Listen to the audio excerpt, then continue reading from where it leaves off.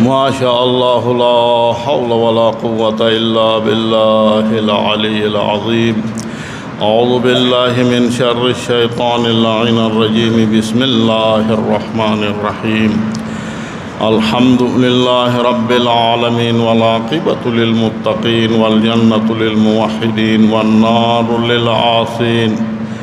ثم الصلاة والسلام على سيدنا ونبينا وحبيبنا حبيب إله العالمين أبي القاسم محمد وعلى آله الذين أذهب الله عنهم الرجس وطهرهم تطهيرا. اللهم لن أول ظالما ظلم حق محمد وآل محمد وآخر تابعا له على ذلك. اللهم لعن الإصابة التي جاهدت الحسين وشايعت وبايعت وطابعت على قتله. اللهم لعنهم جميعا ولعنة الله على أعدائهم من الآن إلى لقاء يوم الدين. أما بعد، يا أيها الذين آمنوا أوصيكم عباد الله ونفسي بتقوى الله. اتقوا الله فإن خير الزاد التقوى.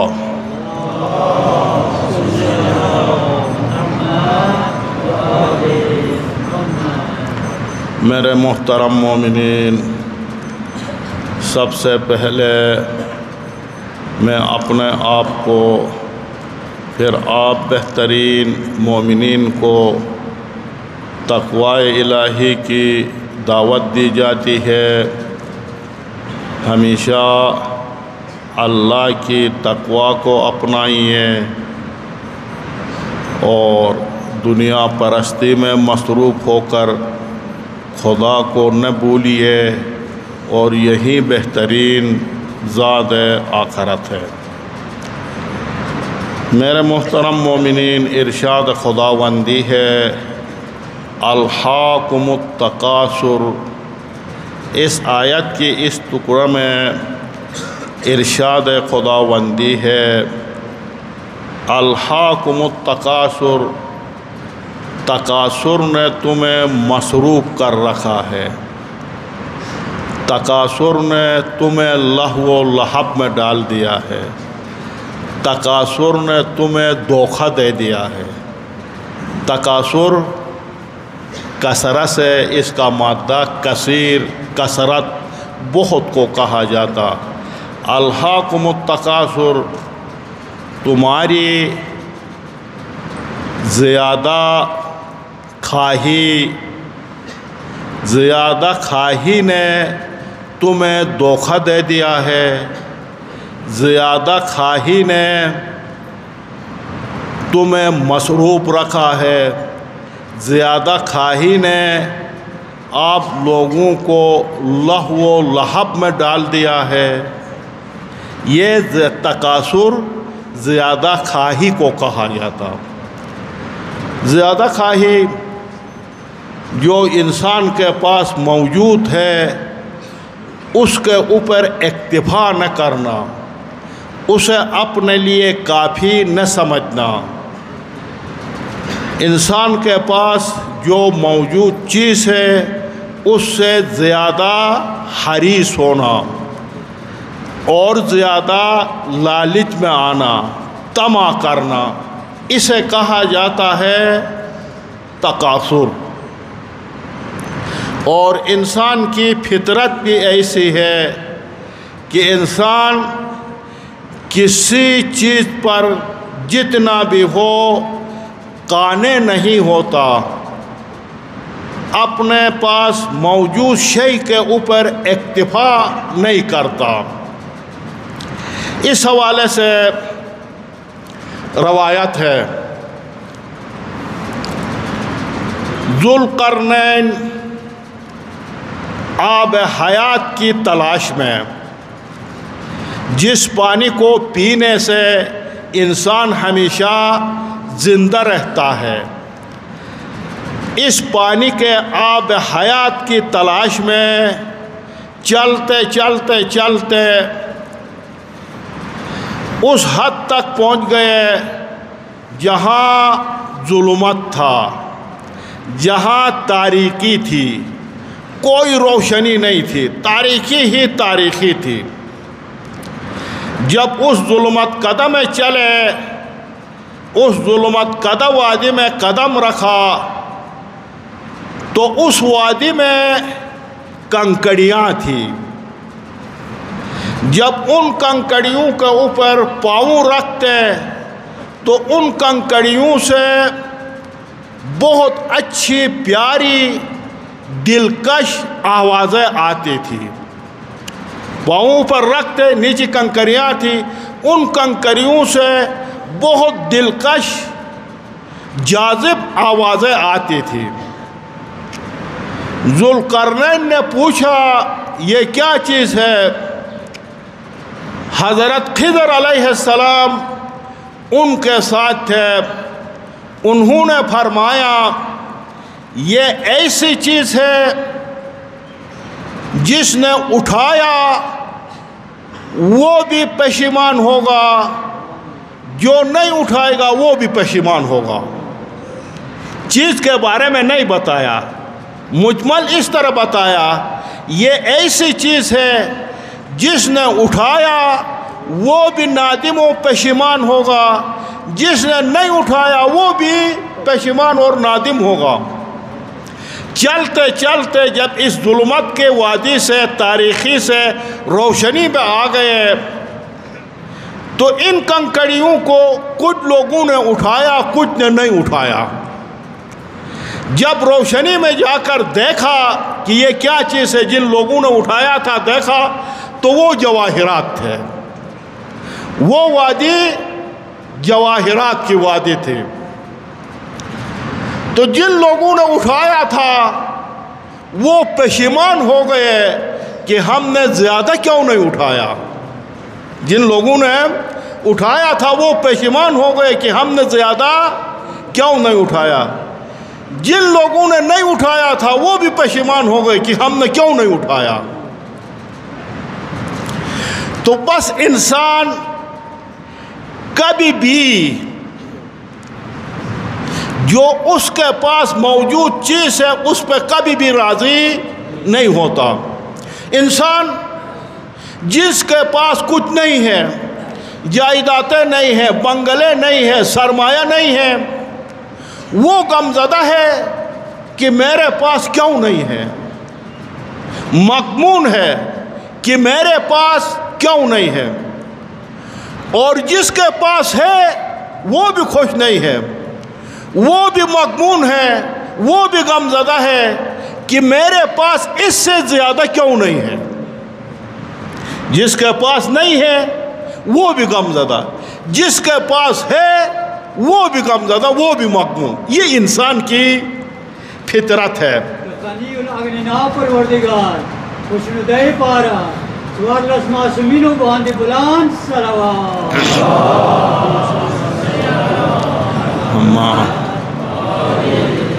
ظاہر ہے کثرت مال، کثرت دولت انسان کے لیے وبال جان ہے۔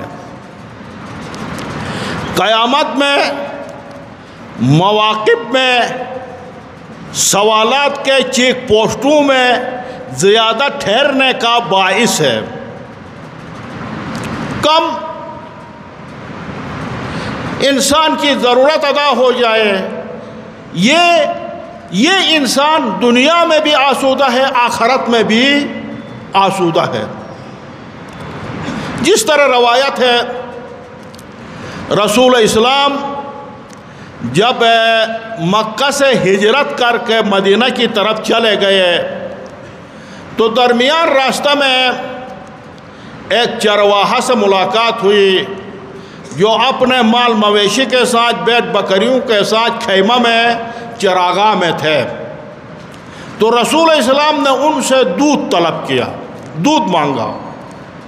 اس چرواہا نے رسول اسلام کو دودھ نہیں دیا، کہا جو صبح دودھ دویا تھا، نکالا تھا، وہ قبیلہ والوں نے پی چکے ہیں، اور ابھی جو تھنوں میں دودھ باقی ہے وہ ان کے لیے شام کے لیے ہے، میرے پاس نہیں ہے، دودھ نہیں دیا۔ رسول اسلام نے دعا فرمائی، پروردگارا اس کے مال میں اضافہ فرمائیں۔ آگے چلے، ایک اور چرواہے سے ملاقات ہوئی۔ اس چرواہے نے رسول اسلام کی خدمت میں دودھ بھی دے دیا اور ایک بیٹ بھی پیش کیا۔ رسول اسلام نے اسے دعا دی، پروردگارا اسے روزی اکتفا دے دے، جس میں اس کے لیے کافی ہو، روزی کفا دے دے۔ جو رسول اسلام کے ساتھ تھے ان لوگوں نے پوچھا، یا رسول اللہ، جس نے دودھ نہیں دیا اس کے لیے آپ نے زیادہ کا دعا کی، اور جس نے دودھ بھی دیا ایک بیٹ بھی آپ کی خدمت میں پیش کیا، اس کے لیے روزی اکتفا کی آپ نے دعا کی۔ رسول اسلام نے فرمایا، چونکہ کثرت مال انسان کے لیے وبال جان ہے، اور کم مال جلدی قیامت میں گزرنے کا، حساب کتاب کی کمی کا باعث ہے، اور کثرت مال کبھی کبھی باعث ہلاکت بھی ہے، باعث ہلاکت بھی ہے۔ تو انسان کے لیے اتنے کافی ہے، انسان دعا کرے کہ پروردگارا دنیا میں کسی کی طرف محتاج نہ کرے، اس کی ضروریات زندگی پوری ہو جائے۔ اب اس سے آگے اور کیا کرنا؟ اگر پوری دنیا بھی انسان کے سامنے ہو، پوری دنیا بھی انسان کے پاس ہو، تو کل انسان مرنا ہے، آخر انجام قبر میں جانا ہے، زیر خاک جانا ہے، اور بس ساری دنیا بھی اس کے پاس ہو، کفن لے کر جانا ہے، بس اس سے علاوہ اور کوئی وہ مال اس کے کام نہیں آ جائے گا۔ جس طرح روایت ہے، مولا امیر المومنین علیہ افضل الصلاۃ والسلام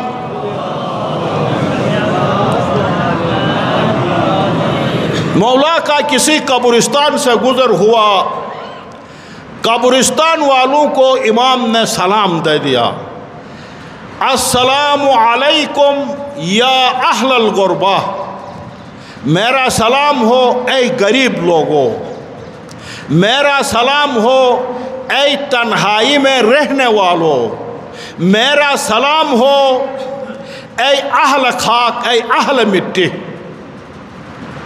میں آپ کو دنیا کی خبریں بتاؤں گا، جو کچھ تھوڑا بہت میرے پاس ہے۔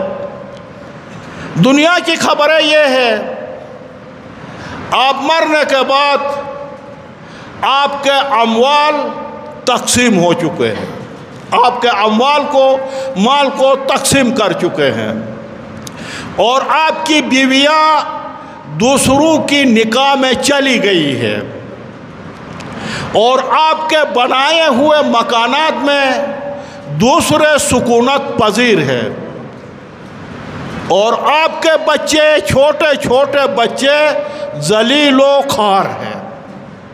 یہ میری طرف سے آپ کے لیے خبر ہے۔ جس طرح ایسا ہی ہے، ابھی آج اس دنیا میں دیکھیں، اگر ہمارے درمیان کوئی شہید ہو جاتا ہے، اگر اس شہید کے یتیم بچوں کے لیے اگر حکومت کی طرف سے کوئی پیکیج دے دے، یا مخیر حضرات کی طرف سے یا مرکز کی طرف سے کسی کے لیے، ان یتیم کے لیے تھوڑا بہت پیسہ دیا جاتا ہے، تو ہمارے مومنین اس یتیم کے پیسوں کو، اس کے حق کو بچانے کی کوشش نہیں کرتے، اسی پیسوں کے اوپر، اس یتیم کے پیسوں کے اوپر آپس میں جھگڑے ہوتے ہیں۔ ایک کہتا میرا ہے، ایک کہتا میرا ہے، ایک کہتا میرا ہے، نہ تیرا ہے، نہ اس کا ہے، نہ اس کا ہے، اس یتیم بچے کا ہے۔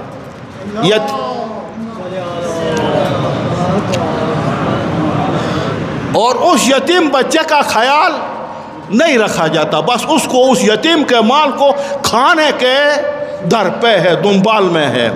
تو مولا نے فرمایا، آپ کے چھوٹے بچے ذلیل و خار ہو چکے ہیں۔ تو آپ کے پاس کچھ خبریں ہیں تو وہ مجھے بتا دیں۔ قبرستان میں سے ایک نے جواب دیا، یا مولا، ہمارا گوشت زمین کے کیڑے مکوڑوں کا خوراک بن چکا ہے،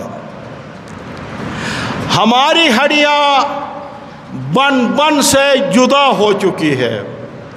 یا علی، ہم نے جو کچھ پہلی بھیجا ہے، خواہ اچھا بھیجا ہے خواہ برا بھیجا ہے، وہ ہم پا رہے ہیں۔ یہ انسان کا انجام ہے، یہ انسان کا انجام ہے۔ روایت ہے کل قیامت میں لوگ مال حاصل کرنے کے حوالے سے اور اپنے مال کو انفاق کرنے کے حوالے سے، خرچ کرنے کے حوالے سے 4 گروہ محشر میں حاضر ہوں گے، 4 گروہ ہوں گے لوگوں کے۔ اور ایک یہ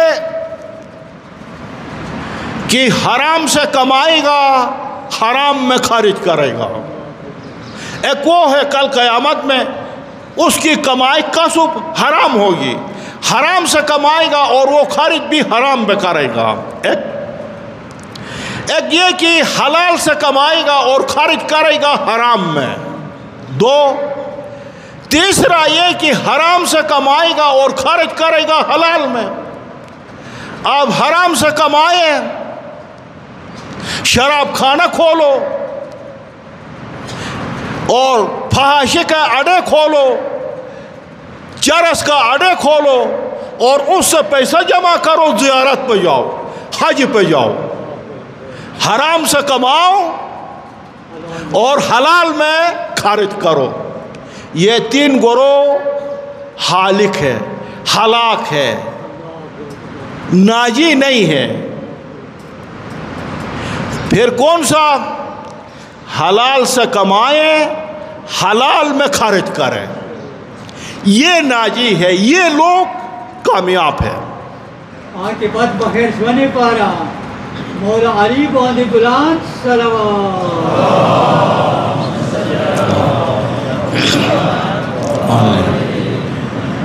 شیطان نے انبیاء کو بتا دیا کہ مجھے 5 گروہ کو گمراہ کرنے کی ضرورت نہیں ہے، وہ خود گمراہ ہے، ان کے پیچھے جانے کی ضرورت نہیں ہے۔ 5 قسم کے لوگ ایسے ہیں، وہ گمراہ ہے، ان کو گمراہ کرنے کی ضرورت نہیں ہے۔